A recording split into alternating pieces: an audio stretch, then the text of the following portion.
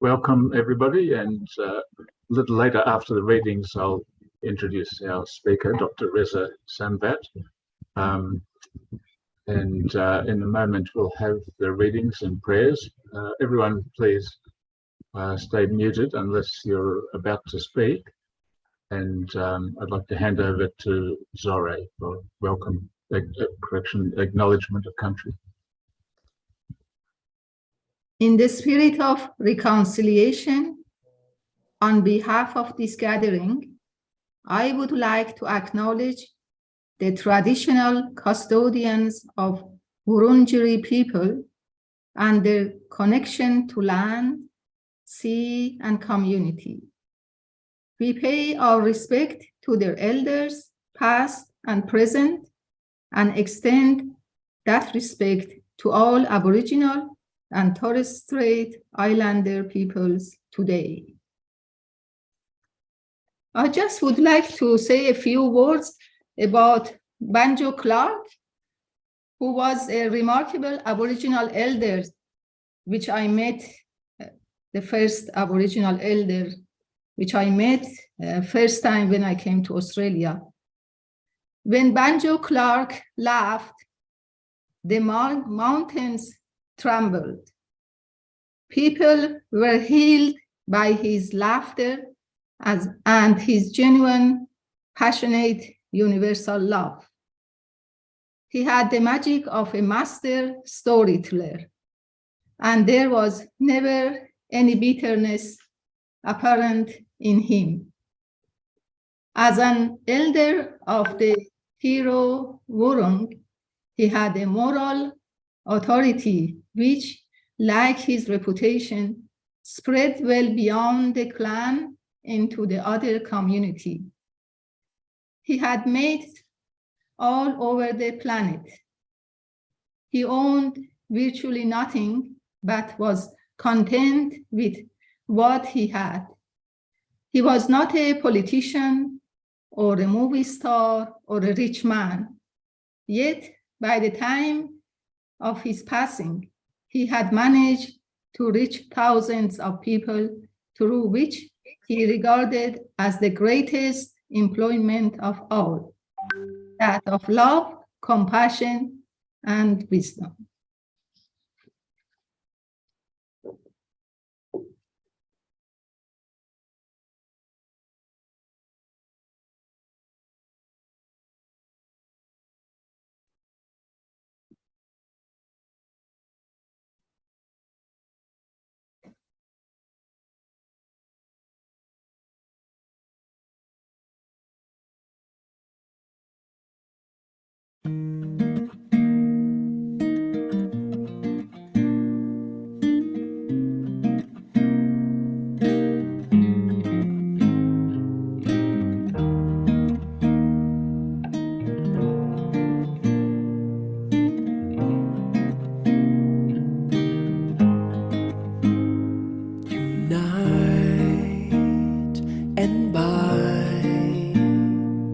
Together the hearts, unite and bind.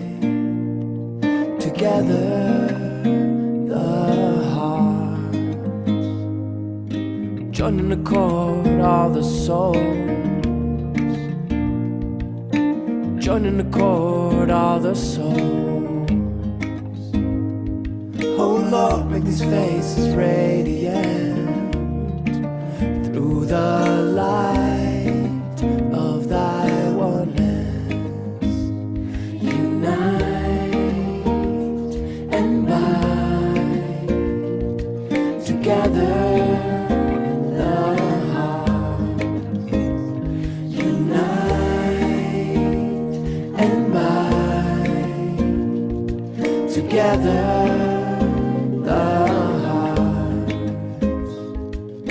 Join in accord all the souls, join in accord all the souls. Oh Lord, make these faces radiant through the light of thy oneness.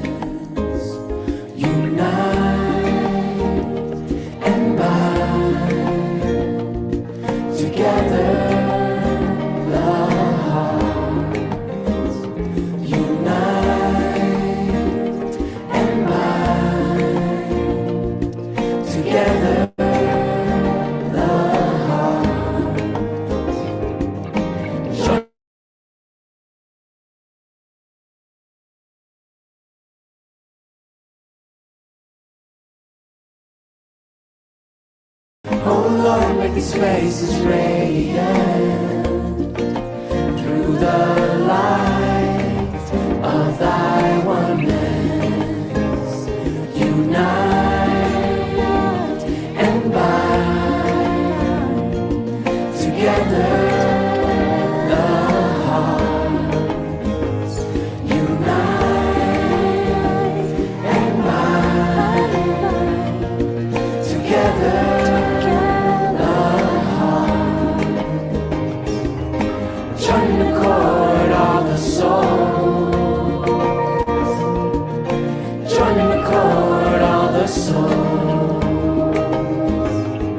Oh Lord, make his face is radiant through the light of thy oneness.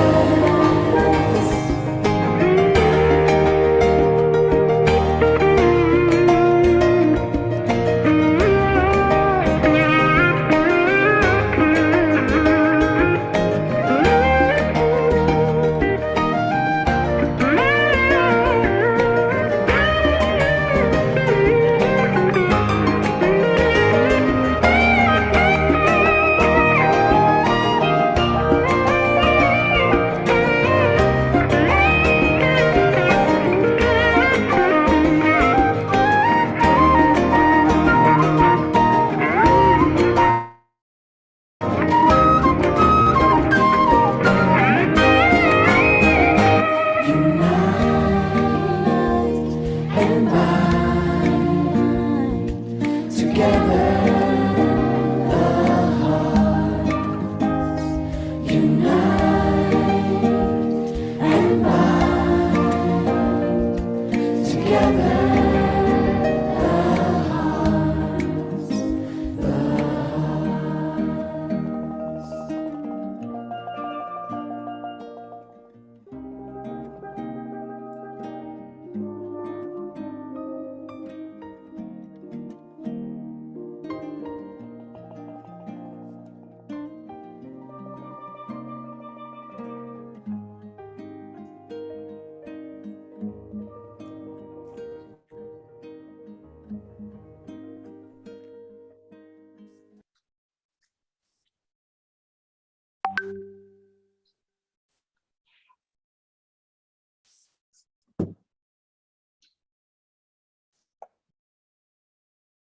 O you kind Lord, O you who are generous and merciful, we are the servant of thy threshold and are gathered beneath the sheltering shadow of thy divine unity. The sun of thy mercy is shining upon all, and the clouds of thy bounty shower upon all. Thy gifts encompass all, the loving providence sustains all, thy protection overshadows all, and the glances of thy favor are cast upon all. O Lord, grant thy infinite bestowals, and let the light of thy guidance shine. Illumine the eyes, gladden the hearts, you abide in joy. Confer new spirit upon all people, and bestow upon them eternal life. Unlock the gates of true understanding, and let the light of faith shine resplendent.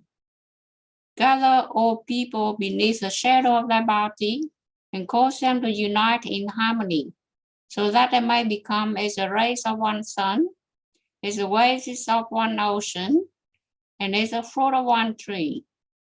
May they drink from the same fountain. May they be refreshed by the same breeze.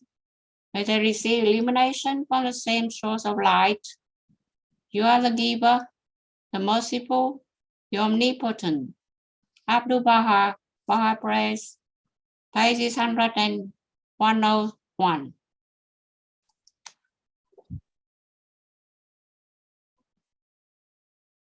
When once a man can see that all the diversity of contingent beings abides in one alone, and from that alone they radiate, then to Brahman he attains. Bhagavad Gita. Behold, how good and pleasant it is when brothers dwell in unity. As the dew of Hermon and as the dew that descended upon the mountains of Zion, for there the Lord commanded the blessing, even life forevermore. Old Testament, Psalms. I have heard that it has been said, Thou shalt love thy neighbour and hate thine enemy. But I say unto you, love your enemies, bless them that curse you, do good to them that hate you, and pray for them which despitefully use you and persecute you, that ye may be the children of your Father which is in heaven. For he maketh his sun to rise on the evil and on the good, and sendeth rain on the just and on the unjust. New Testament, Matthew 5, verses 43 to 48. The purpose for which mortal men have from utter nothingness stepped into the realm of being is that they may work for the betterment of the world and live together in concord and harmony. Baha'u'llah.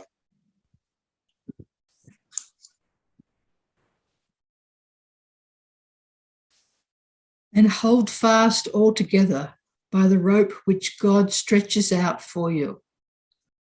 And be not divided among yourselves, and remember with gratitude God's favour on you. For ye were enemies, and he joined your hearts in love, so that by his grace ye became brethren. And ye were on the brink of the pit of fire, and he saved you from it. Thus doth God make his signs clear to you, that you may be guided. Be not like those who are divided among themselves and fall in disputations after receiving clear signs. The Holy Quran.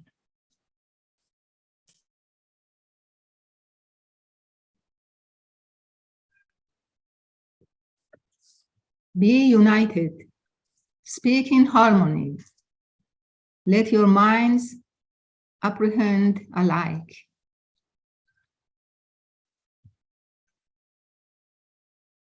Common be your prayer. Common be the end of your assembly.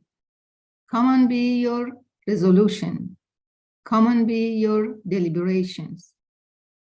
Alike be your feelings. Unified be your hearts. Common be your intentions. Perfect be your unity. Hinduism.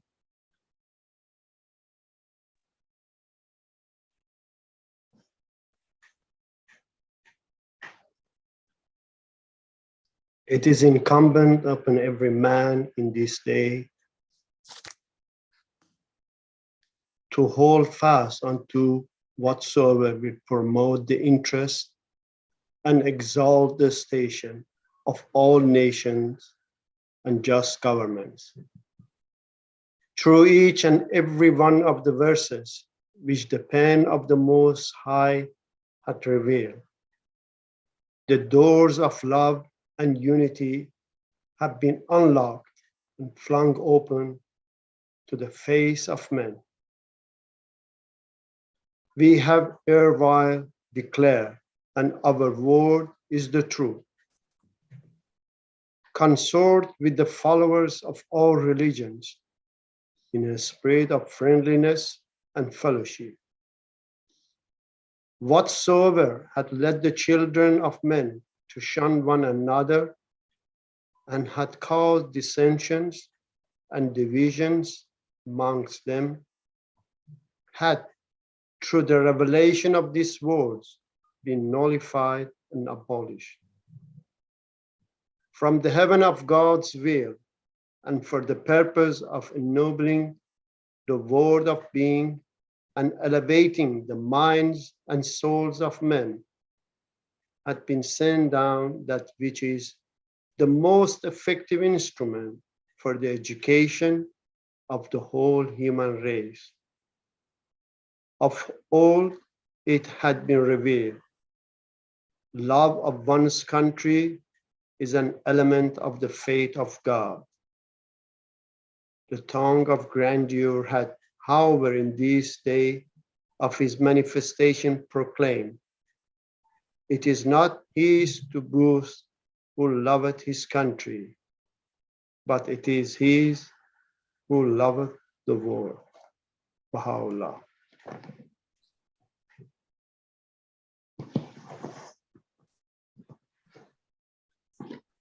The purpose of the one true God, exalted be his glory, in revealing himself unto men, is to lay bare those gems that lie hidden within the mind of their true and inmost selves, that the diverse communions of the earth and the manifold systems of religious belief should never be allowed to foster the feelings of God and his religion, to foster the feelings of animosity among men, is in this day of the essence of the faith of God and his religion. These principles and laws, these firmly established and mighty systems have proceeded from one source and are the rays of one light. That they differ one from another is to be attributed to the varying requirements of the ages in which they were promulgated. Baha'u'llah gleanings. O children of men, know ye not why we created you all from the same dust? That no one should exalt himself over the other. Ponder at all times in your hearts how ye were created.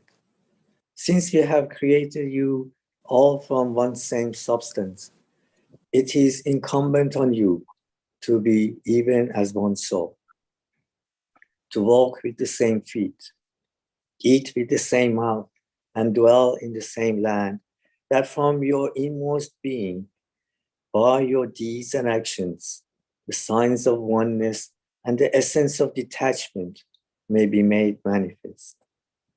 Such is my counsel to you, O conquest of life. Heed ye this counsel, that ye may obtain the fruit of holiness from the tree of wondrous glory. Baha'u'llah, Hidden Words, number 68.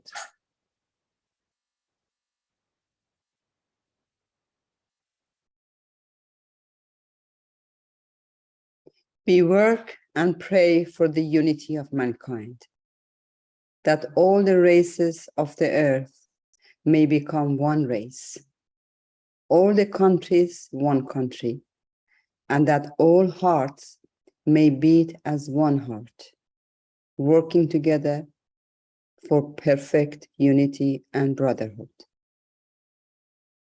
Praise be to God that our efforts are sincere and that our hearts are turned to the kingdom. Our greatest longing is that the truth may be established in the world, and in this hope, we draw near to one another in love and affection.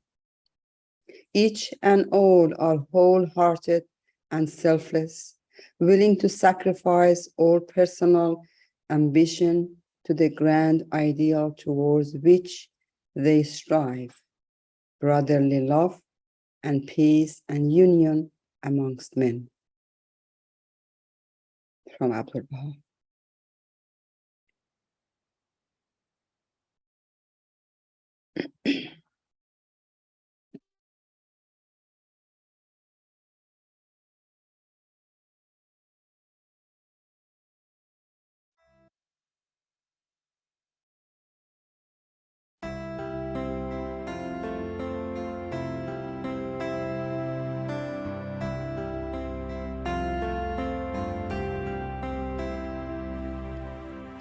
The sweetest water in the world, the sweetest water in the world,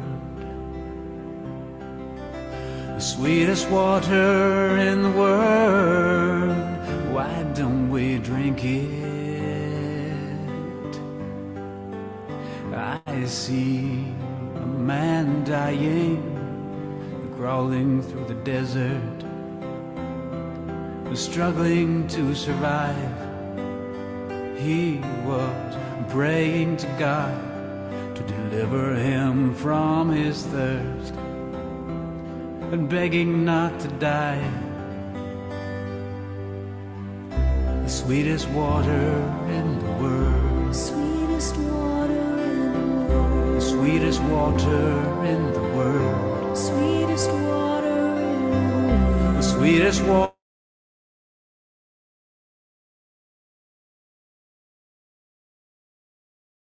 I see the world crying, drowning in a sea of dust, needing love to quench its thirst, searching for answers, searching to understand. Yet things are getting worse. We're looking for the sweetest water in the world, Sweetest water in the world, the sweetest water in the world, sweetest water in the world. the sweetest water in the world. Why don't we drink it? I see the blessed beauty standing with outstretched arms, a look of love in his eyes, and flowing from his hands like crystal mountain springs, the pure water of life.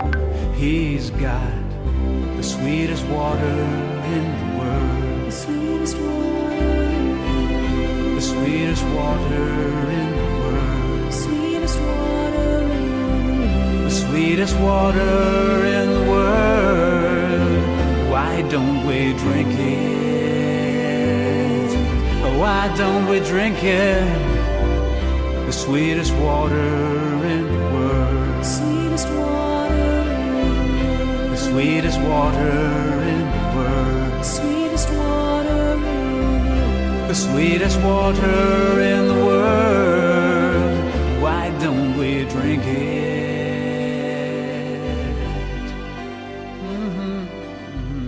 The sweetest water in the world, Sweetest water. sweetest water in the world.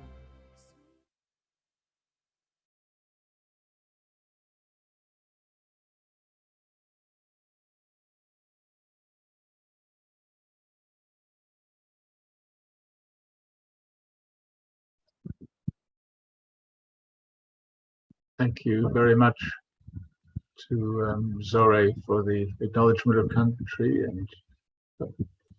and also to all the readers, and very nice choice of music. I'd like to introduce now our speaker, Dr. Reza Sambat, who will be speaking on how our brain is wired for unity. So Dr. Sambat is an integrated chiropractor and functional neurologist for over 30 years. Dr. Sambat is a transformational coach. His focus of interest is sleep medicine, hyperbaric medicine, brain, and consciousness. He is the founder of iHeart Transformational Training Program, focusing on sustainable transformation through health creation. He co-authored Sleep, Health, and Consciousness by Reza Sambat and Henry Osiecki. He presently, with his wife, manages a multidisciplinary wellness centre in the Gold Coast. And there's a link shared on the WhatsApp group to his informative videos on www.inspiringchoices.com.au. I don't know if you remember me, Reza, but we were on the same pilgrimage together in 2012. So it's good to see you again, and looking forward to your looking forward to your talk. Thank you for inviting me. Good evening, friends. Hello, Appa. Is it how much time do you have? Half an hour or 20 minutes? Or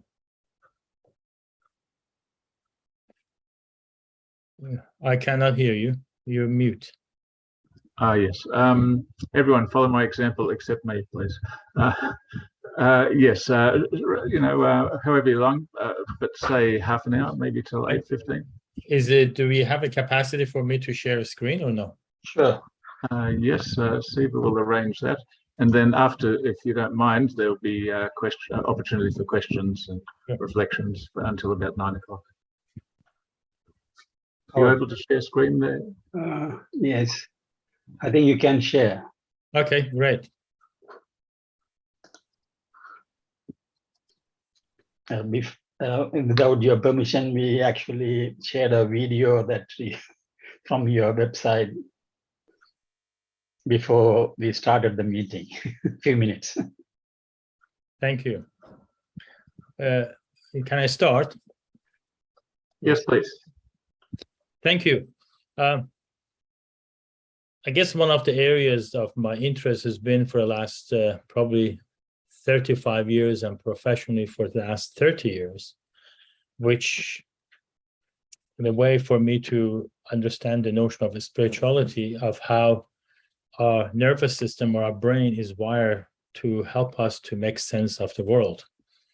The science have evolved to the point today that is very difficult to avoid understanding that our nervous system is very, very crucial in relationship and our brain into understanding and how it can help us to not only make sense of the world, how to be able to live a morally based and virtue-based life. And if we take that equations out of our system, we will have a lot of issues, troubles that we never thought we would have before, such as behavioral and emotional, cognitives, and a lot of the issues that we do not entertain to be aware of or to engage in our life for a life of peace and unity. How does that work? Based on all the science so far, what has shown is the models that I practice, and we have brain rehab facility here. We work with children and adults with a variety of neurodegenerative conditions. And we found that these models quite pretty much solid in its ability for us to be able to apply that in our everyday life. Not only that, in our transformational workshop, we also have an understanding that most people find it very difficult to embrace the spiritual life. We see it in the world today, and not only that, they start some spiritual path, but they're not sustainable. They keep falling backward and making it harder and harder, and they keep recreating the same old patterns and behaviors and disaster in their life. Right? And understanding is very, very crucial. The way it worked, to summarize it for purpose tonight, which is very, very basic, is our brain is actually divided to 4 parts. And these 4 parts, just like we talk about progressive revelations, these progressive revelations evolves within our nervous system and our brain, which allows us to have a better understanding of the world around us. The way it works is that the brain goes through a certain stage of development over the first 25 years of our life. And the first part, it's basically the same, we share very similar to animals, we call reptilian brain, which allows us to help to adapt to our environment. And it's all reflexive mode. The children have that, they develop in the first 12 months of their life. It allows us to be able to develop the capacity to survive and connect and adapt to our environment. Is basically based on survival mechanism, which is what we call fight and flight mechanism of digestions, fight and flight, and reproductions, everything that has to do with survival purpose.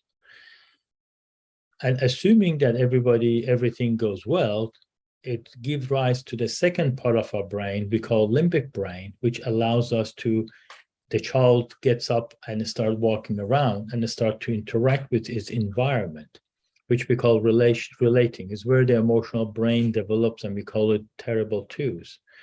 And the children learn to interact with the environment, and how they interact with the environment is based on how safe they feel of the environment. And during this period of survival and interaction with the environment, we develop emotional patterns of behaviors and physiological adaptations in our body to help us to experience the world around us. And this is where we develop a certain routine of diet, nutrition, and we call, in biochemistry, we may call it chemical addictions. We have routines, rituals that allows us to alter our physiology, to allows us to experience emotions based on how we feel about our environment. And from 3 onward to 25 is when the cortical part of our brain develops, which allows us to question things in our life, learn, process information, make sense of them, and respond accordingly. And what recently, I think it was in year 2000, that the Heart Math Institute in America discovered that when they did an analysis, they realized that actually when we are encountering information in our everyday life, we used to think that our brain is a process the information, but the brain does not process the information. It's actually the heart that processes first and then send the signals to the brain. But a lot of times there is an incoherence between the heart and the brain, and the heart in a kind becomes offline and we cannot access it. And now we have enough evidence to show that the heart, the notions of the heart, which we always relate heart to love, is actually there is a physiological transformation that happens to individual that allows them to be receptive to the notions of love, unity, and service.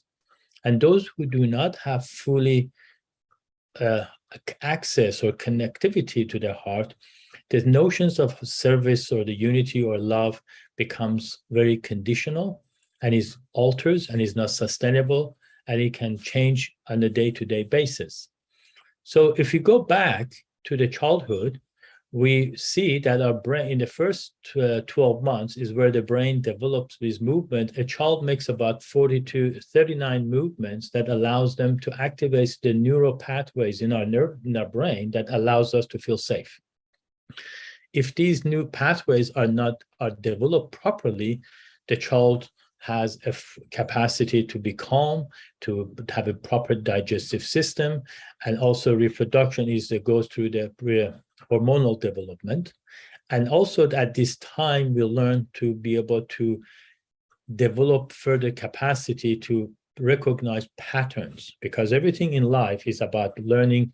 When we talk about learning from our mistakes, we're actually learning from patterns of how creation occurs in our everyday life, the patterns of how, when we make certain choices, what the outcome of the choices will be like. And if, assuming this goes well in the first 12 months, we go to the second month and second year, and around 12 to 18 months, we see children started to develop the neural pathways in the brain that allows them to experience empathy. One of the main concerns that, for example, we have with parents that when we see their children, whether it's the children who have oppositional behavioral disorder, or the children with autism spectrum disorder, or ADD, ADHD, or emotional regulations, when you ask the questions, they always ask one concern. He says, I have a concern about not fully presence of empathy in my child. And that concerns me. And it's not that the child doesn't have an empathy, it's just that the empathy has not fully come online through the neural networks in the brain as a result of the underdeveloped survival patterns in our life. And between 3 to 5 years old, children, as they develop the empathy, they go through activate the pathways in the brain that allows them to experience and respond to the environment through kindness. This is where they respond well to reward and punishment that is being applied in the school today. This is where the child be more receptive to understanding the notions of reward and punishment. And as we go further, between 5 to 9 years old is where the child learns how to have fun. Their friendship becomes more engaged, where community activity becomes more fully embedded in the child's mind, learning how to interact with the environment, have fun and play games, and to be able to engage in group activities.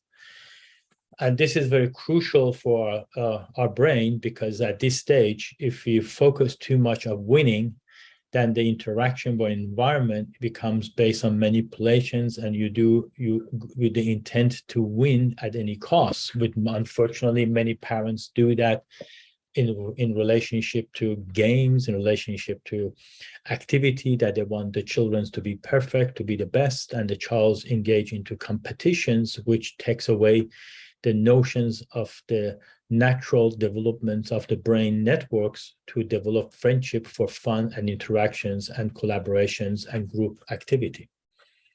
And if the child carries on into the next stage, between 9 to 12 years old, is where they started to observe the environment and learning to activate the pathways, which allows them to learn to trust not themselves, and not only themselves, but trust the environment and trust their friends. And it is where the parents plays a big role, because for the child to learn to develop the trust, they look at parents to see if the parents' words, intent, and action matches. And if they don't, it kind of creates a confusion of a child's mind, which puts these neural networks activation on hold. And if they fall back into, keep going backward to the basic pathways. And if everything goes well now, by this time, the child who now is more of a teenager and a young teenager have developed how to feel safe in the environment, have learned how to have empathy, how to be able to understand the consequences of his actions, has learned to interact group environment, and also have learned to have friendship and trust, not only themselves, but to trust the environment, that everybody's working toward a common good. This is where the child move into the next stage of development between 12 to 15, is to start to experience the neural networks in the brain that allows them to have more understanding of justice and fairness. This is because if it's not understood, children at an early age, when issues comes up, they continually mention the notion that is not fair, It's because they don't understand that notions yet. And it's not necessarily they need to understand it on that levels, but they need to understand the elements of virtues and the values that is the brain is ready to be absorbed at that levels of the age group. So by the time the child is 15 years old, it has a certain or awareness and understanding about how to contribute to betterments of the world. They found that children between 12 to 15 years have far greater desire to make the difference in the world than any other age, and even as an adult. So that's a very crucial time in a child's development for them to have the notions of justice and fairness and a goodwill toward all, which we call it heart intelligence. And when they have that justice, they now decide to implement it to the next level, which is what is my purpose in life now? Now we know that in Abdul Baha talks about that the first conditions of creating unity in the world is to first understand the notions of empathy. He said there has to be an empathy for justice to express itself. And for justice, once justice expresses itself, then we have equality. Once we have equality, we have unity. And once we have unity, we have peace. So at this stage, the child now has all the prerequisite neurologically to have a fair awareness and understanding what it's like to be a part of a collective consciousness, and how to go from the notions of I to we, to where to express unconditional love, giving and teaching. And this is where the coaching is so crucial, to engage children in some levels of empowering behaviors, to be able to be of coach other individuals to have an understanding. It just gives them that notions of unity, which comes from the understand neural networks of we, right, and me, I. which is a both basic primitive level. This is all euphoria, that's fantastic, all goes well. However, that doesn't really doesn't always happen in our life the way we want it to. And what happens throughout our life, if this pattern does not go in a sequence that is supposed to go, the body falls back to its primitive animal nature, which exhibit in a certain, we call it, Abdul Baha talks about it in his, call it commanding soul, or the stages of ego and the soul's development. The first stage is the commanding soul, is when we are trapped within the physical frame of mind and we do not know how to get out. And we create our empire and we create everything within the jungle because we're trapped in the jungle. And we see that a lot in children and teenagers and and adults, because in our society, these are all the, where we are today, we will not, is because of maybe we have not been wired properly to love and to create unity. And these are some of the symptoms that we have found that express themselves when a child is trapped within the survival state. And we see them in adults as well, whether it's immune system imbalances, asthma, eczema, frequent ear, nose, throat infections, sound sensitivity, light sensitivity, night sweats, nightmare, sleepwalk, sleep talks, restless sleep, teeth grinding, snoring, sleep apnea, being clumsy, motion sickness, seasickness, sensitivity to light, poor digestions, anxiety, mood swing, tense tones, unable to sit still, need to control and manipulate, dislike of discharge, and poor adaptability, difficulty with the black and white contracts, learning difficulty, possible auditory confusion.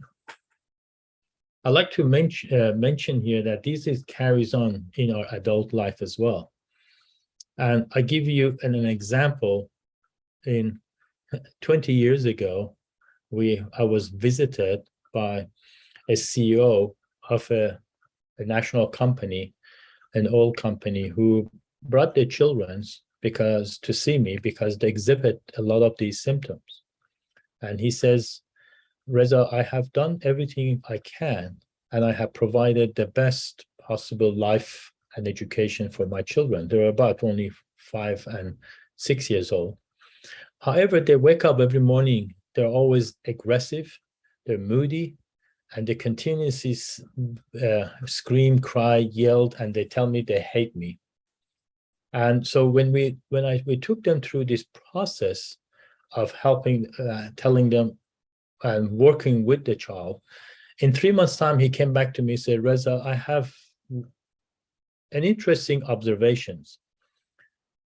You have not done any psychological work. I see that what you're doing in relationship to the work you do in helping to rewire the brain and reactivate the proper neurological reflexes. But what intrigued me now, my children wake up in the morning very happy. They come to me and they hug me and they say, Dad, I love you.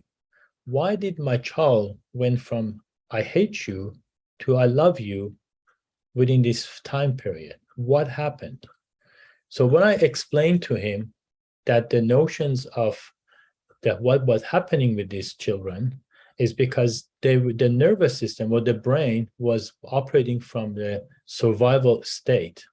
And if you're operating from a survival levels or something happens that it traps us within our brain, animal brain, it causes us to be able to engage with our environment, not from a format of friendship, but it allows us to interact with the environment from a survival level. It's not about what I can do for you, it's what you can do for me to survive. And when I started to move from the cortical levels, we become street smart. We don't use our intelligence to make the world better. We use our intelligence how to manipulate others so if people can do what they can do what I want them to do, or how can I control them so I can survive better? If you take people out of the survival it allows them to access with our inborn networks of love and compassion. So when I explained that to him, he says, I have a proposal. I have a team of the board of directors, which are exactly the same as my children, but they're no different than my kids. And they're all sitting there and managing thousands of people, but their behavior are as if they have never grown out of this survival level. Everything they do is based about achieving wealth, control, prosperity, and no compassions, no empathy, a lot of competitions. Do you think you could do for them what you did with my kids? I said, well, I don't know. Nobody have asked that question of me before. He says, I give you a team of scientists, and we will provide all the finances you need, and let's see whether you could help them. So we started to work with this group of 80 board of directors and a very, very successful, prosperous, but all of them and their families as well. It was their wives and the husband, the children, the entire group. They participated in this research. And we worked with them for over 12 months with the notions of, they gave me a conditions. It says, you can never mention anything about spirituality. You can never mention anything about God. You cannot mention anything about religion. All you are to do is to help them, to take them through, use science language and take them through brain development and sustainable living. We said, fine. After 12 months, a lot of these people have a variety of different health issues as well. We're talking about Parkinson's, cancer, arthritis, everything you could possibly think of. But they were very dedicated. They participated in the program. They finished the program in 12 months. In 12 months' time, 80% of the board of directors quit their jobs. They resigned. They started to all of a sudden have this great awakening within them. And they wanted to find more meaningful activity in life rather than making money and being leaders in the society to where they can manage thousands of people, because they realized their life calling is not in survival anymore. They wanted to do something that they're more passionate and loving. And many of them went, and including the CEO was the first one engaged into quit their jobs and leading this big, huge oil company became a winemaker, went into the farm and started to live a sustainable living and started to engage in a lot of community-based activity. So it was a very powerful experience for me to observe that if you provide the right environment and the conditions for anyone, the natural tendency to want to love yourself and love others, and the natural tendency to be able to live life based on design and compassion naturally comes up, is there within our blueprint. We just haven't been given an opportunity to experience that. So that was a very, very powerful. And we run our entire program in our clinic, what we work with is primarily based on these 4 factors. And it's interesting that our patients and our clients, when we take them from the survival to connections, to learning, and to love, when they get to these sections, everybody has started to really, really want to make a difference in the world. So we created the iHeart program, which is a sustainable, taking them. The iHeart program is based on the Abdul Baha's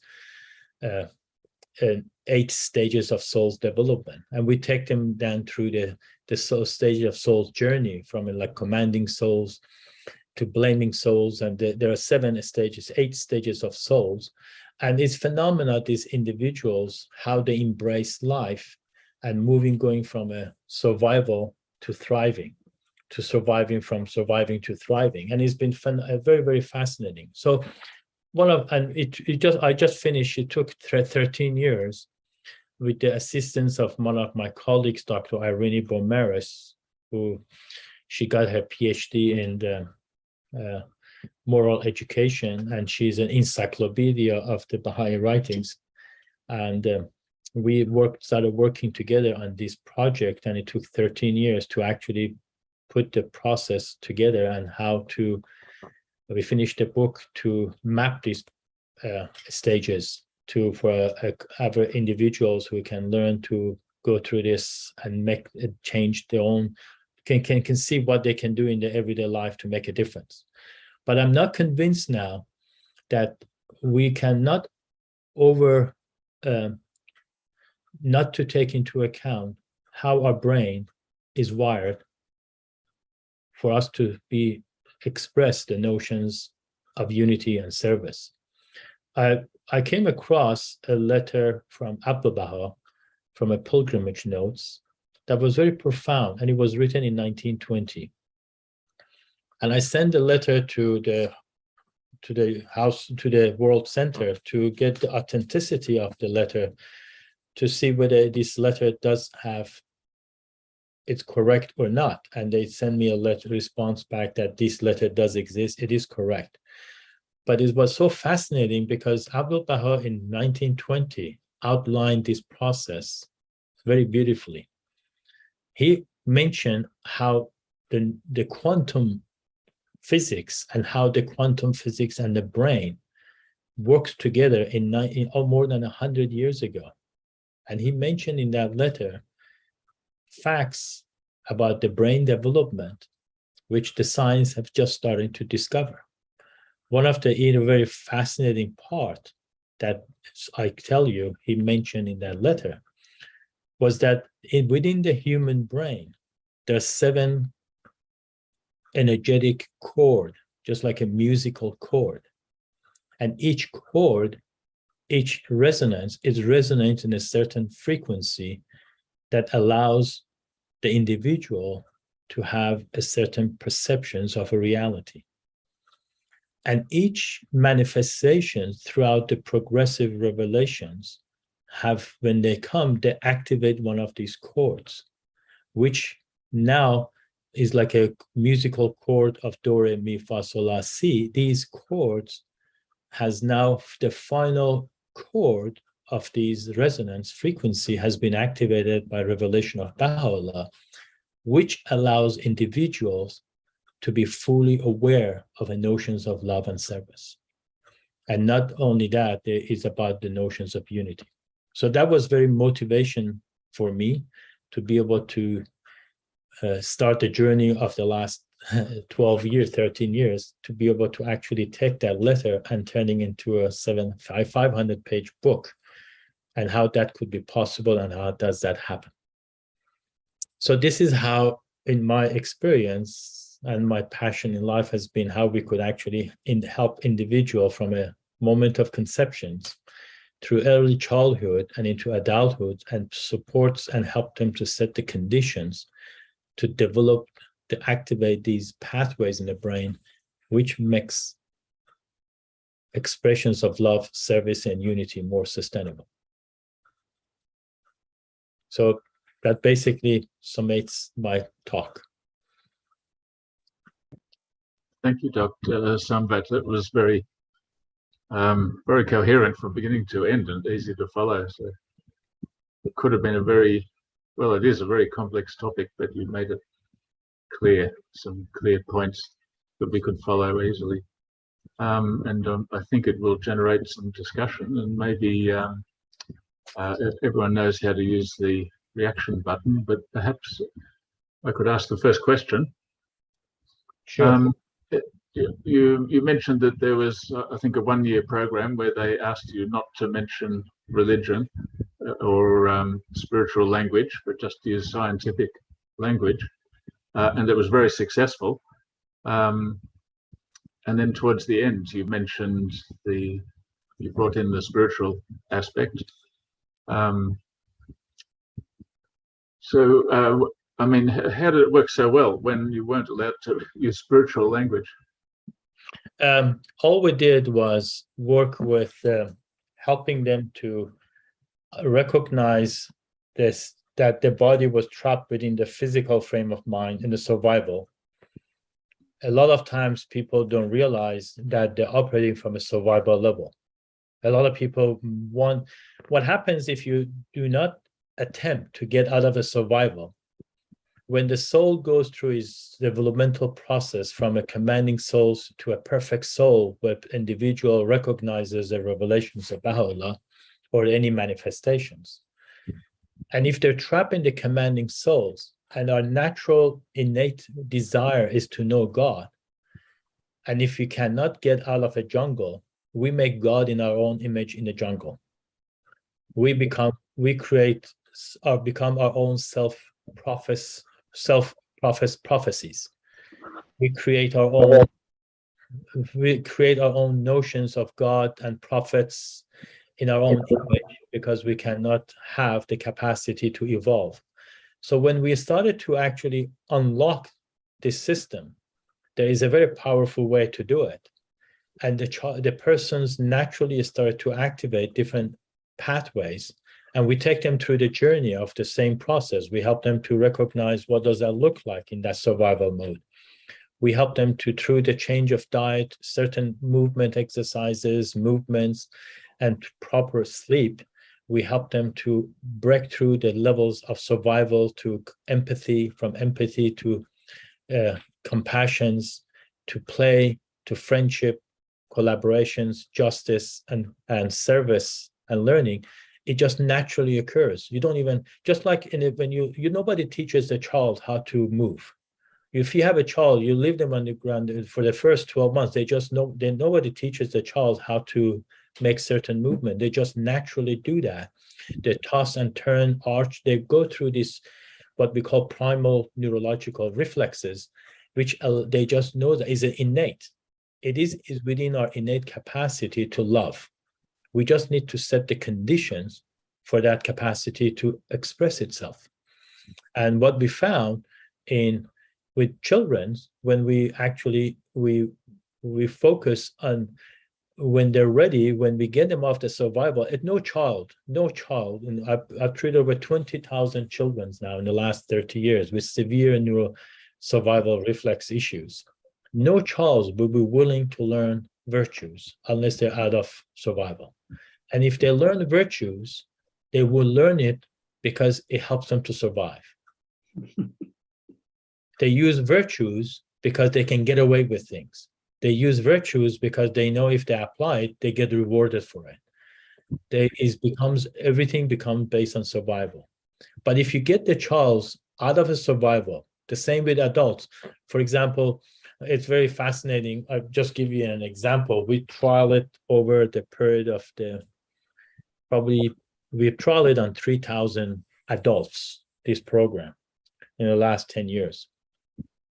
And probably we kind of stopped focusing on it, but almost by the end of the program, almost 80% of people naturally have a very great receptivity and recognitions of the teaching of Baha'u'llah. We didn't even have to tell them anything. We then introduced it, and people said, yeah, that it just as if, in the quotations you mentioned that the notions of unity and the notions of love is embedded within every living creatures. So if you create the conditions, it naturally expresses itself. We we just finished a program for a group of 18 individuals, which we've done the 12 months program.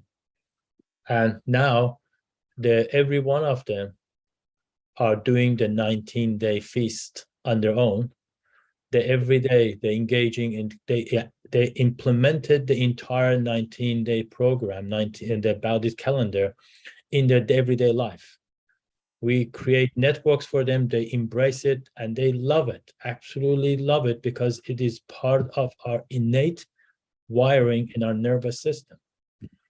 And these individuals, it just, for them to be able to connect with each other, we talk to each other, we interact with each other, they engage and they embrace all the other holy writings, but they have such a great attractions to the Baha'i writings because it's just natural for them. and they can see that what is just like when you eat the right food, we give them an option of different things. They've chosen the body calendar of their everyday life principles of implementing attributes and virtues. And it's not difficult. Remember what the Baha'u'llah says, in the moments of revelations, every atom of universe was embedded with that essence of love and unity. So it's there. It's not hidden. We just need to create the right condition for that character or that energy to express itself outwardly. And we have a big responsibility as parents, as teachers, in our society, to be able to do that, to be able to make the future more sustainable for all of us. Thank you. Siba. Thank you, Reza. I'm really indebted to Zore, who actually said that we had to invite Reza. And then I had to thank Bahare, who gave me your contact. And it's actually fascinating to listen to you. But I have a few questions, Colin, if I may ask. First, you mentioned that the information is not the brain that processes, you said the heart that processes. Mm-hmm. So did you mean that the physical heart, or the heart that we otherwise say, my heart is heavy when I heard the news or something like that? Is that which heart is that you mentioned? We have we have different hearts. We have a physical heart that help us to survive and provide the basic sustenance for our blood flow, the heart rhythm. And then we have also the spiritual heart. What they have found in the Heart Math Institute, I encourage you to investigate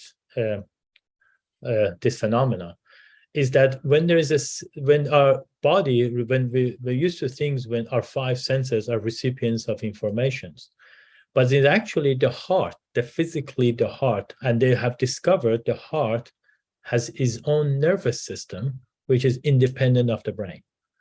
That means that you can have, someone could have, they found intrinsic nervous system, a neural activity within the heart, which categorizes the heart to be a brain of its own. So now we know that we have a brain itself, which Abdu'l-Baha calls it to be the interpreter of consciousness, which relates to the mind. Then we have the gut, which is our gut feeling of intuitive survival reflexes. And then we have the heart. But the way that is neurologically designed is for us to be able to respond to our world based on love and compassion. And if we can feel it, and if you remember in the hidden word, Baha'u'llah says that my heart is my home, sanctified for my descent. But every time I come there, I find somebody else there. Not to shame you, I go away. So realistically, because our brain is an interpreter of consciousness, and everything we do is based on how we make sense of the incoming signals, and that determines of our character. Just like Abdu'l-Baha said, our brain is used as an interpreter of life. Then we use that mind as a brain, as a vehicles for the mind to be able to acquire virtues, and the virtue stores within the permanent memory of the book of souls. And so therefore, however, what we know now, if the heart has this intrinsic nervous system, which is based on divine love. So if you focus on operating from a love perspective of love, the frequency, what the research have shown, it fires into your brain, and the brain start to wire, not according what we think what life is about, it started to wire and resonate and vibrate according to what the heart says it needs. I give you an example. If you have 100 grandfather clocks and you put them in one room and you swing the pendulum for each clock individually and separate and independent of each other's, and you go away, you come back in 1 to 2 hours, you see all the pendulum are moving in the same rhythm, and they all start to resonate according to the one clock that beats the strongest. We know now in research the heart is a longest electromagnetic resonance in the body. Every cells in our body is supposed to resonate itself according to the rhythm of the heart. But they found that rhythm of the heart is very incoherent. And there is, even in medicine now, they discovered there's something called heart rate variability. Heart rate variability, they discovered that heart rate variability is a coherence between the rhythm of the heart itself than those people who develop premature aging, people who develop diseases, or people who may have premature heart attacks or heart disease. They all have an incoherent heart rate variability. And they found that if you can teach people to increase and bring in coherence the heart rate variability, there is a lot of changes that happens within individuals' health and vitality. The world, the future is very, very fascinating for us to be able to bring about the science of spirituality and merge it with a science, because we know in the Baha'i writing, the science and religion need to support each other. And we are getting very, very close to that. Very, very close. Thank you. And Colin, can I ask the other question, or is there anyone? There's two in the queue, but I think if you keep it quick. Okay, connected with that, you mentioned that there are 7 genetic codes and they resonate.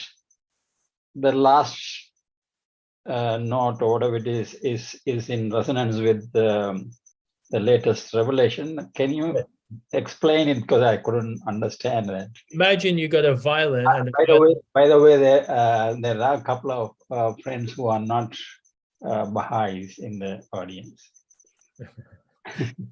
Just to be, I was not even aware of the Baha'i teachings till about 12 years ago. So I discovered it through my research of science. And through my own individual experiences, I discovered, even though I'm from Iran, I even never heard about the Baha'i faith. So I look at it as a scientist.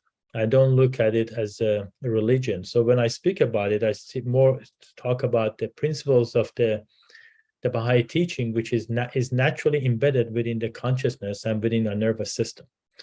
And so according to what is written, I'm happy to share the letter with you guys, with your team, and you can pass it on, because now is validated. It's, imagine you have a violin which has 7 chords. If you want to play the music with 6 chords, it's very different than playing the music with the 7 chords. And I think that's what the recognitions of all the manifestation before Baha'u'llah combined together. It allows us to be able to play the music of creations and the music of unity much more effectively than just having 6 chords. Mm-hmm. So that's the way I see it. Thank you. And it doesn't mean, as I said, it takes, you need to read the letter. You need to maybe read the chapter of my book that I spent 2 years just to explain this element I just mentioned. Is that the book, same book that we mentioned in your introduction? So that book is a sleep book, because I discovered that all these elements balances themselves when we go to sleep. So the sleep is a very, very powerful area where we could rest and allow our consciousness to upgrade itself. It's just like you put your phone at night and it upgrades itself at night. When we go to sleep, our consciousness continuously upgrades. So we woke up in the morning, if you've done it properly, we're supposed to download the latest spiritual software in our system, assuming if you've done it right, good enough sleep. Okay, thank you. And you can share the maybe on the WhatsApp later on the book and the study that you mentioned, heart study or something like that. Heart Math Institute. You go to the Googles and you can go to their website. All the scientific research is there. They're the most fascinating research that is called Heart Math Institute. They're in US. Okay. Thank you. And I have another question. I'll come back to you and probably the others can. Yeah, back to the end of the queue. That's it. Jung, you have a question.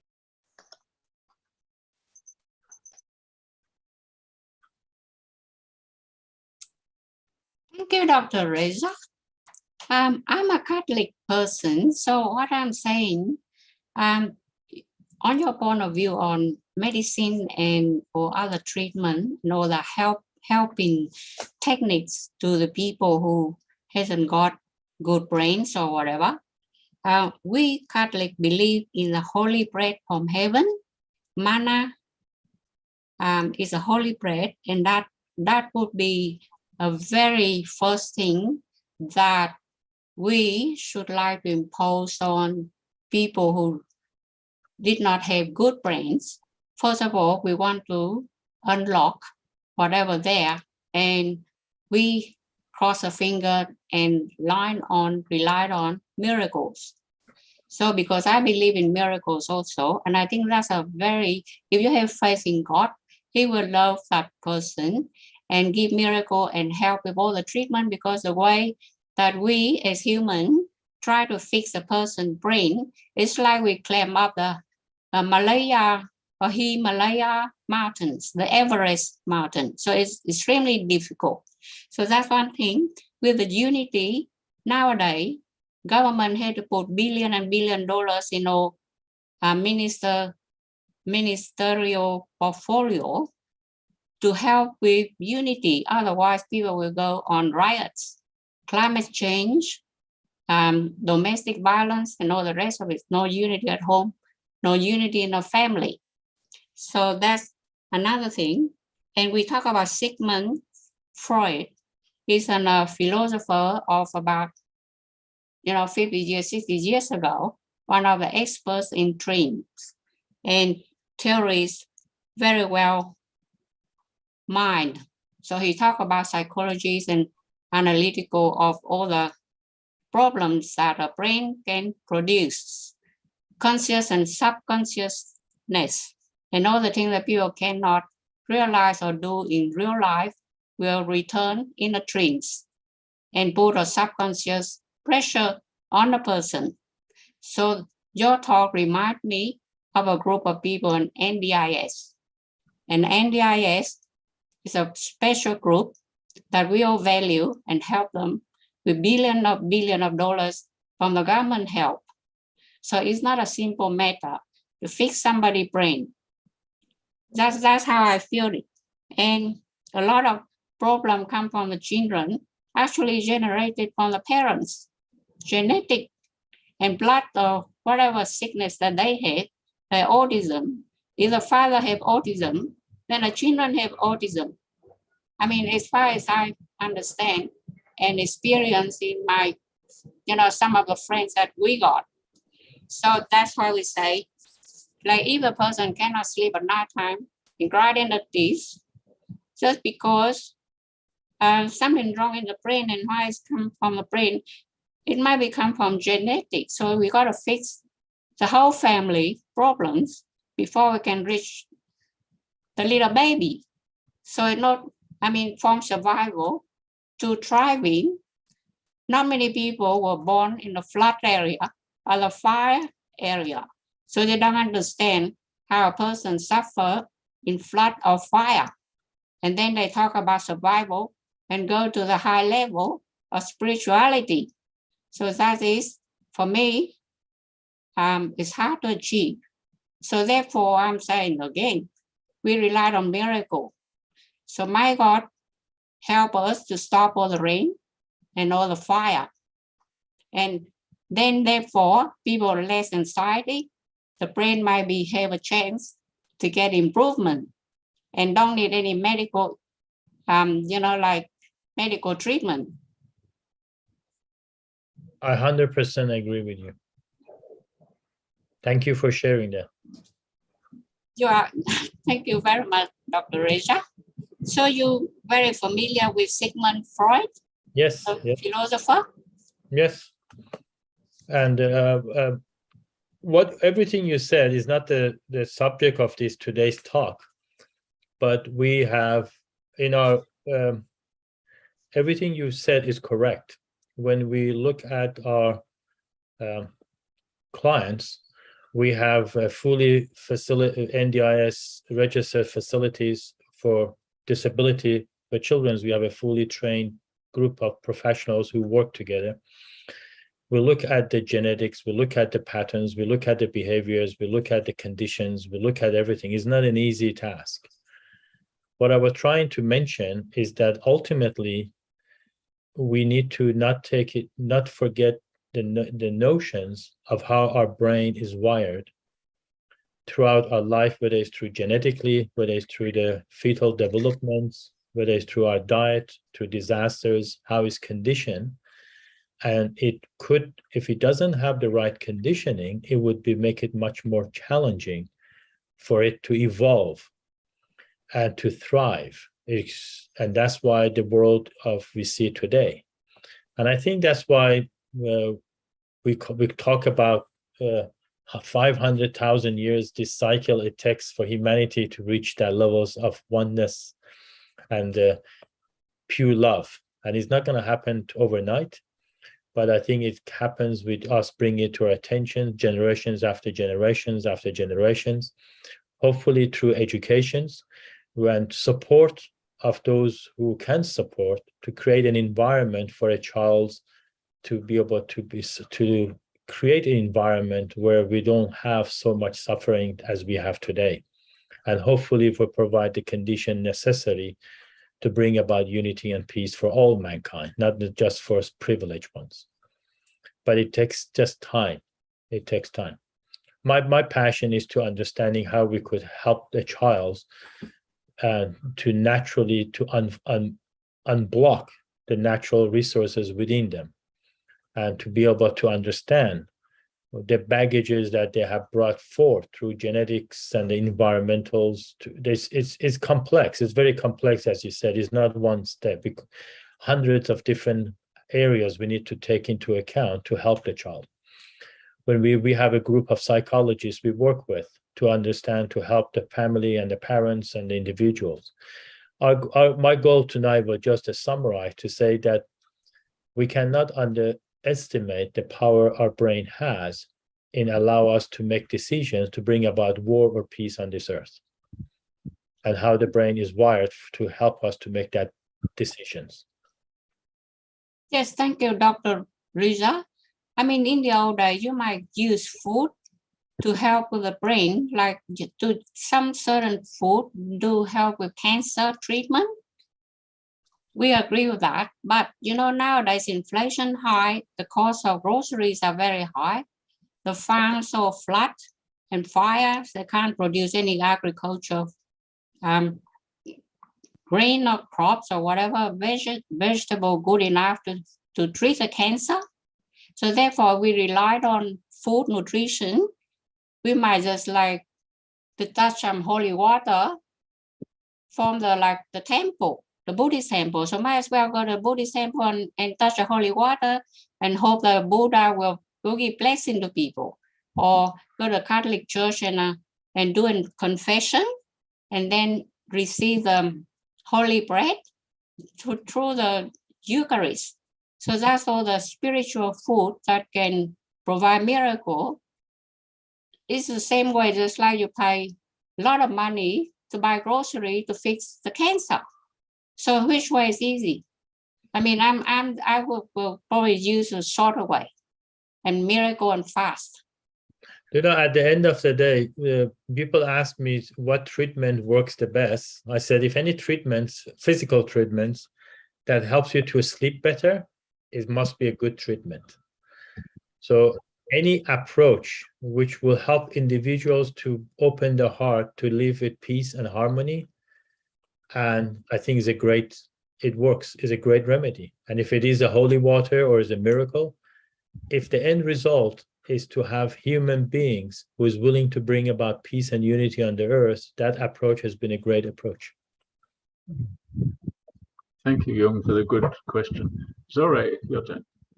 Yes, thank you very much, Doctor, for your talk. And I've seen you in Melbourne. I'm from Melbourne.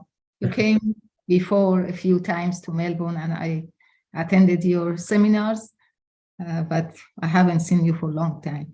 My question is how to bring heart coherence. Easy way, like something quick, how to, like you said, your heart beats, organize your body, how to make the heart beat. If you want to do it from a perspective of the health, you could heart rate variability. You can download a software from your iPhone. It's called Heart Rate Variability app, which it teaches you, actually monitors your heart and breathing, and help you to graph your heart rate variability, and teaches you how to breathe in a way of bringing coherence in your heart rhythm for pure physiological perspective. Thank you. But my other question is how to go from this survival mode to the heart and service mode. Is that the same thing? Well, we have one of our lovely Catholic participants. What was her name? Jung. She gave us a couple of options, so there's always shortcuts. As I said, if you practice the shortcut, and it doesn't matter long or short, depends on the person who takes the path. If you wake up in the morning, have a desire to love humanity and serve mankind, and your actions and your thoughts and your thoughts, words, and deeds matches, and your actions bring about peace and happiness and joy to your life and life of those around you, it's been a right path. Thank they you. said charity begins at home, so. Oh, everything. Oh, thank you so much. I have one more question. That's my opinion. Yes, no, that's right. But it was very short. I thought you answered a little longer, but I will ask my other question after the others. Thank you. Thank you very much. Thank you, Zora. Bahare, you're next. First of all, thanks everyone, and especially Dr. Sabat Reza. I'm so grateful. Very informative talk. You are a great presenter, and anytime I listen to your talk, I really enjoy and I benefit from. And many times I listened to the talk you gave about sleep. So I have grateful to know you, and also visited you a couple of times in your clinic in the Gold Coast. What the book you mentioned about, is the book out yet? The one you are writing with Arini? We just finished it, so I'm just doing the touch-up, the final touches. So you did mention a book. Which book was it? Could you? There was a book that was written on the principle on sleep. It was a textbook of sleep medicine, but that's being rewritten. But this book, we just finished writings on the science of the heart. Is that the name of the book? No, it's called I Heart. I Heart. Yeah. Means E-I-E-Y-E? No, I. Heart. Okay. And it's not on the website? Not yet. Hopefully by the end of the year. Okay. My next question is, you talk, I have many questions, but I shorten it. What technique do you suggest for sleep? Because the way you talk about the sleep, that we are kind of preparing for the day, if you don't have a good sleep, do you have any techniques apart from taking medication or sleeping pills? Is there any way? The first stage of our sleep is to be able to eat well. So a lot of times we eat our heaviest meal at night, which is a hindrance to the proper sleep. So the lighter you eat, like I only have one meal a day, and dinner is not one of them. But I do have a light, maybe snacks at night for dinner, because you want to use the energy. Sleep is the most energy consuming process in the body. So if your body has 1,000 units of energy to sustain life, you use 700 of that 1,000 to drive a sleep cycle. So sleep is the most energy consuming process. So you want to conserve your energy to go through the process of sleep at a cellular level. So there are three stages. One is there are two aspects of our sleep. One is a physiological change. One is detoxifications. Then the other one is the clearing the emotional brain and repairing the cognitive brain. And the next step is the spiritual discoveries.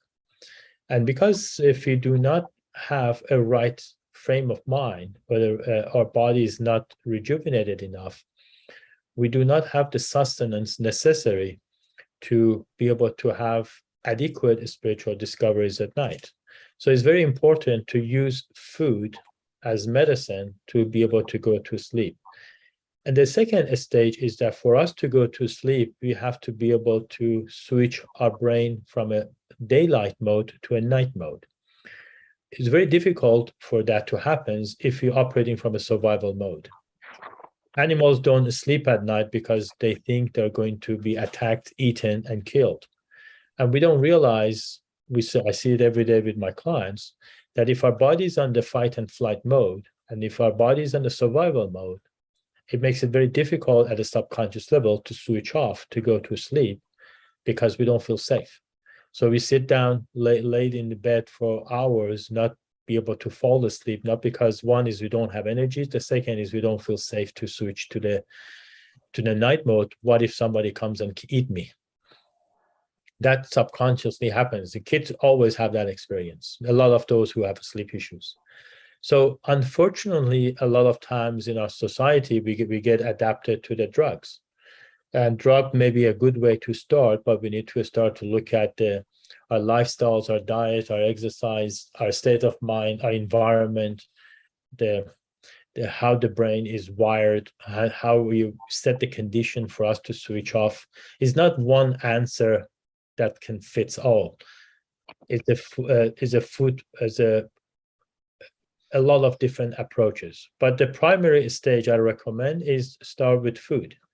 And sometimes the natural supplements such as melatonin is very important. Some people respond well to melatonin. Some people respond well to CBD oil, not without the hallucination THC part, just the CBD oil itself, which is activate the opiate receptors. That's why a lot is helped to reduce inflammations. And other reasons why people do not sleep well is because of pain. Pain has contributed up to 70% of sleep quality. So helping to reduce inflammations and pain is very important to be able to go to having a good night's sleep. And regardless of what techniques we use, again, just like what I say, what's the shortcut? Whatever you do, if you wake up in the morning willing to bring peace to earth and be able to make a difference in your life and life of those around you, that means the approach has been good. If you wake up in the morning, regardless of your approach, you wake up refreshed, rejuvenated, ready to go conquer the world, then whatever you've done, you've had a good night's sleep. And if you really truly on the right track, we will have spiritual dreams and spiritual discoveries. We have prophetic dreams. We will have miraculous dreams, our cognitive dreams. We will have experiences in our dream that makes us realize we are more than just human beings. We are more spiritual beings. But it all works in stages. Mm-hmm. So I wish I could give you a magic bullet for that, but Yes. What you mentioned is CBD oil, you said? yeah. You get from health food shop. You could know from health food shop. There's many doctors now, they prescribe CBD oil. There are medical doctors who now do medicinal, medicinal cannabis.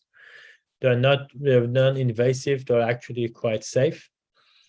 They're Because not melatonin doesn't work on me at all. Even I take 10, 15 milligrams at night, doesn't work. And I go to sleep easily. That's not your problem. Yeah. Yeah, I go to sleep easily, but when I wake up at 2 o'clock or 3 o'clock, I can't go back to sleep. I think that's the issue. If this works. There are about 80 different chemicals that regulate our sleep. Mm. And so you have to be able to investigate one's history to understand what's really going on. Thank you very much. You're welcome. Perry, Siva, your turn. I think Pina put up her hand before, and then Pina, you have a question? Yes, thank you. Thank you, Dr. Reza. I have listened to your talk earlier about dreams, and you were introduced by my friend whom I met in Sri Lanka. We were together in Sri Lanka, Mariam Thai. Yeah. Yeah. And so thank you so much for this very important talk.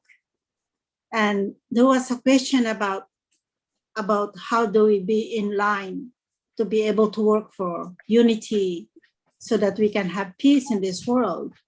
So I am reminded of what Abdul Baha said, that the betterment of the world can be accomplished through pure and goodly deeds, through commendable and seemly conduct. That is in the book 1 that we are studying. So the first manna or food for the spirit is to study the book 1, and that we align ourselves to contribute for the betterment of the world. We try our best. And you mentioned about this that in the hidden words, he came to visit you, but he found someone else or a stranger, and he left. But before that, there was this another hidden word says, "Humble thyself, that I may graciously visit thee." So therefore, to me, being humble or humbleness invites the visit of God in our hearts. And the opposite of humbleness to me is being egoistic. So when he came and found a stranger, to me, that stranger is being egoistic. To me, I think that's my understanding. Opposite of humbleness. And then I was thinking, since God has given us all these attributes, and it's possible that we can practice because he has given us the capacity to practice all the attributes. Even sometimes when we teach the faith and the people are so against, we should not think that impossible for them to accept Baha'u'llah. Because in the writings also he said that everyone, every soul, God has given the capacity to recognize the manifestation of God for this age. Everyone had the capacity to recognize and accept Baha'u'llah. So having that in mind, we should not be discouraged. Thank you. So now my question is, since we have all these qualities, like God is the creator and he is not created. God is the source of all authority, and ours to be humble and submit. And then someone said, which is I'm thinking about, but God's attributes that he's given to humanity, he also had that attributes. So can you say then that God has humbleness? Can God humble himself? That's my question. Thank you. I would love to answer that question, but I see myself be able to use the is such a profound questions you ask. I would love to be able to engage in a conversation with that. But I think at this stage is not, I don't question the notions of God, whether is the humility is very, very important attribute, virtues to have. And that humility is actually the networks for humility expresses itself around 12 to 15 years old. If the parents have is role of responsibility of the parents to be able to teach the children how to practice humility at that age, which translate later. I think I can give you on my honest opinion, my humble opinion.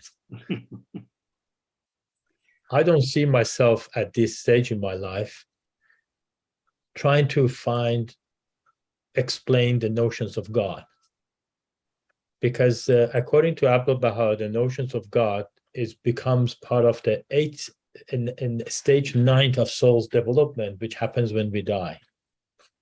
So for me to be able to invest my energy to understand the notions of God's existence within my primitive mind that I have been given by my creator, to where it's just like you telling a child at 15, at 2 years old to do the things they're supposed to do at 15 years old. It's too much to ask. So you have to wait patiently. So I wait patiently till I go to the next world to investigate the notions of God. Until then, my responsibility to be humble human being, to be of service to myself and those, and assist to bring about world peace. Is once I bring about oneness of mankind, once me and the entire universe and the creations, I experience that oneness, I think I may have the capacity to understand what God is. But until then, I'm not going to worry about it. So my apology not be able to answer that question. Sorry. Thank you.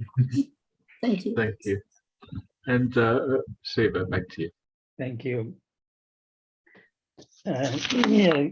You also mentioned, which right now also you have touched upon, you said that the child's development over the period, different age group, the 12 to 15 age group, they learn about justice and fairness. You said that this age group, more than any other age group, had this potential or the capacity to have this justice and fairness. This is a study done that actually shows this. And is there anything that the humanity should know that they had to focus on this group to do so? They found that children between the age of 12 to 15 have the greatest desire to make a difference in the world than any other age group. So if you can foster that within them, I think part of that was done by Professor Howard Gardner, which is a professor of education in the Harvard School of Education. And he's he developed the concept of multiple intelligences. And he was also mentioned that at 5 years old, a child has all the quality necessary to become a genius. And up to, by the time you're 21, 90% of those characteristics are lost. So between 5 to 21 years old, we have an opportunity to bring about individual within this world who can make a difference or not. So education at the early childhood is very, very crucial. Thank you. Thank you very much. And there are a few more questions, and we are coming close to 9, so maybe they can be so brief.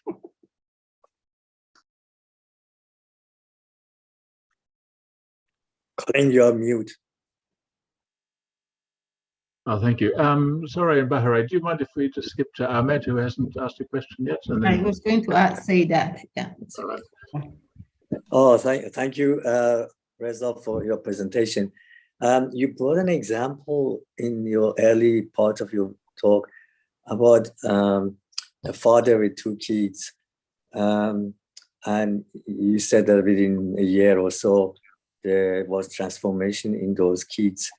But you said very little about what you did to those 2 kids to get them to be transformed. And during your talk, you didn't bring the concept. What concept did you use to bring the change to these 2 kids? How many hours would you have for me? Oh, briefly, maybe. I don't know. If you look at if you're really interested to know the protocol we use for children or adults, is on my website. It's called Inspiring Choices for Kids. Inspiring Choices #4 Kids. kids.com.au. It goes through the hierarchy of the brain and the protocol we use to achieve individuals through that process. And it goes all the scientific literatures, and methodology, science-based methodology that we use to take individual through that process. And it's not necessarily children's and adults as well.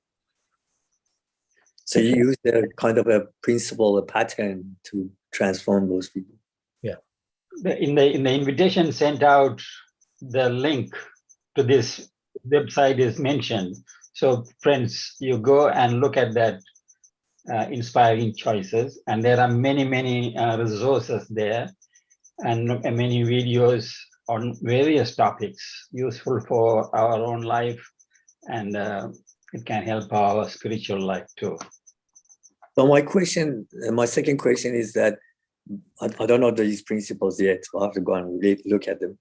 But can a person himself use these principles to consciously change himself?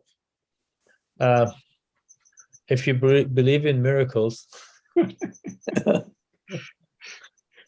it is. I believe that it can happen, but only through the act of miracle.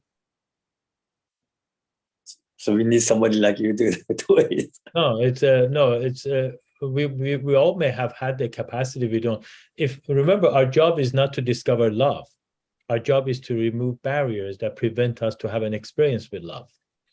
So our job my job is to look at barriers, whether it's the genetic barriers, whether it's nutritional barriers, whether it's the developmental barriers.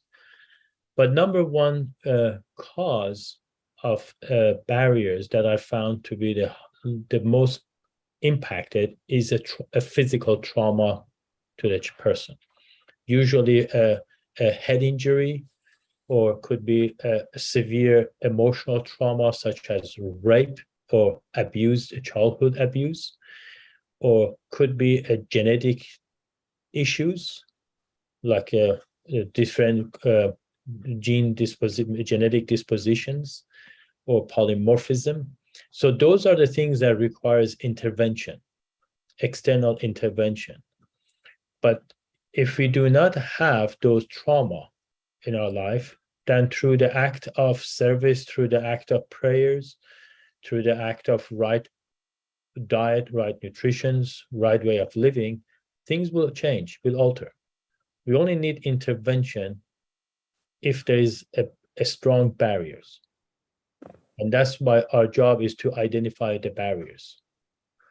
And so, yes, a person who do not have those barriers can go through the process of self-transformation, self-discovery on their own, if they have the right tools.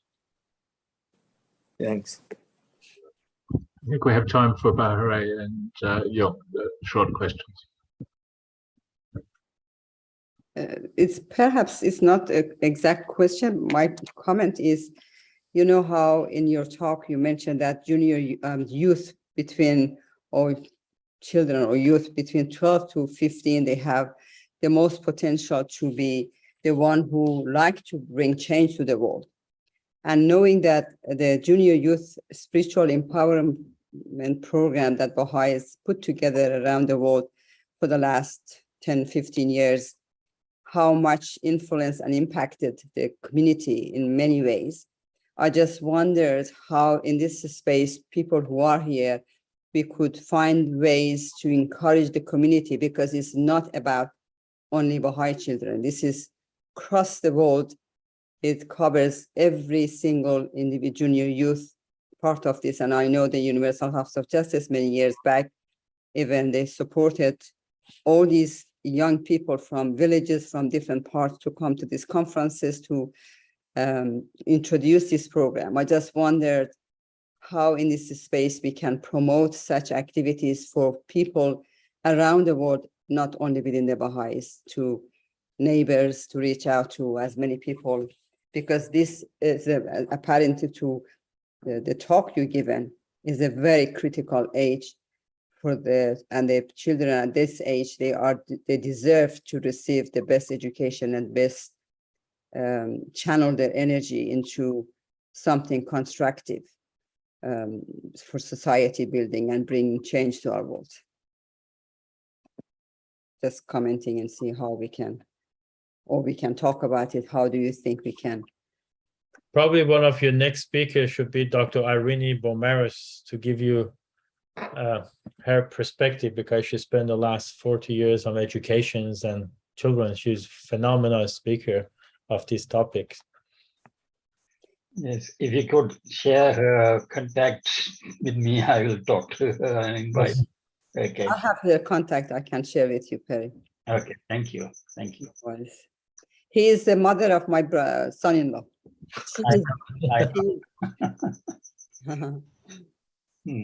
Thank you. That's a good lead for the future. Young, very quick question. I think we have time for. Yes, thank you, Dr. Reza. We talk about unity here, but in real life, we have division in our society and in the world, in global situation, especially when we talk about doctrines. Like we have socialist doctrine and capitalist doctrine. Where capitalist doctrine, we talk about individuals, that not much about unity. The unity is only get encouraged for the poor to be unified with the rich. But if you talk about the rich, they probably very reluctant to be unified, have something unity with the poor. And obviously, that's a realistic case. People cannot live alone with God only. So they have to live with human beings. They have to live in a community.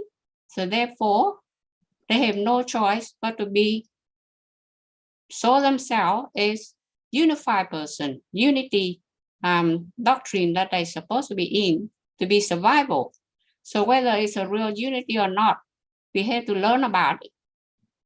The other thing is, it's very wise that we're not talking or try to understand or analyze God, because God has many features, and we study interfaith, so we know that God not easy to be analyzed.